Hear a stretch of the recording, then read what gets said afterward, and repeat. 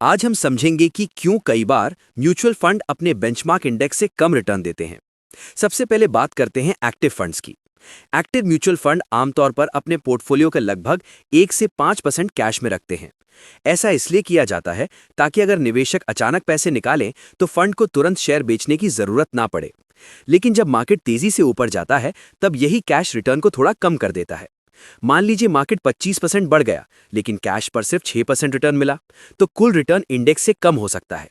हालांकि गिरते बाजार में यही कैश बफर पैराशूट की तरह काम करता है। क्रैश के समय फंड के पास सस्ते दाम पर शेयर खरीदने का मौका होता है। अब बात करते हैं इंडेक्स फंड्स की। इंडेक्स फंड्स में एक चीज हमेशा होती है, एक्सपेंस रेशियो यानी मैनेजमेंट फीस।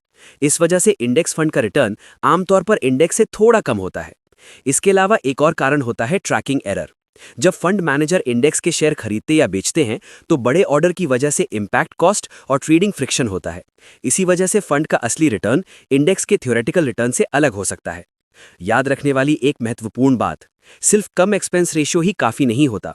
अगर किसी फंड का ट्रैकिंग एरर ज्यादा है तो वो कम फीस के बावजूद खराब रिटर्न दे सकता है। इसलिए निवेश करते समय फीस के साथ साथ ट्रैकिंग एरर और एग्जीक्यूशन क्वालिटी भी जरूर देखें।